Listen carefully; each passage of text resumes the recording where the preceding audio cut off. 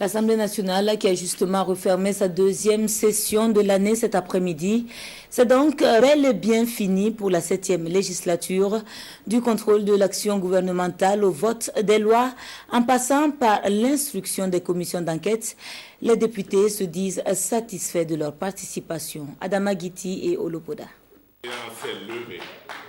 C'est le dernier coup de maillet de la 7e législature, un mandat de 5 ans au cours duquel les 127 élus nationaux ont exercé leur mission constitutionnelle dans un contexte marqué par la menace sécuritaire, la fronde sociale et la maladie à coronavirus. Mais pour Alassane Bala Sakandé, l'union autour d'un même idéal, notamment la recherche de l'intérêt général, dont ont fait preuve tous les groupes parlementaires, a permis de renforcer le poids politique de l'institution parlementaire.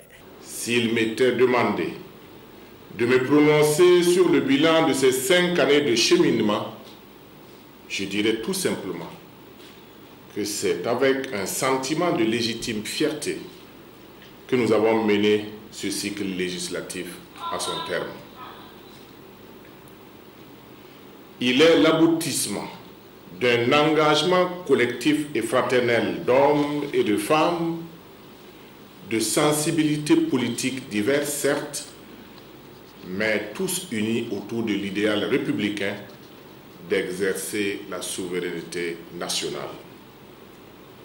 Malgré la diversité de nos sensibilités politiques et idéologiques, la recherche de l'intérêt général est restée le dénominateur commun de nos débats, tantôt houleux, mais toujours vertueux.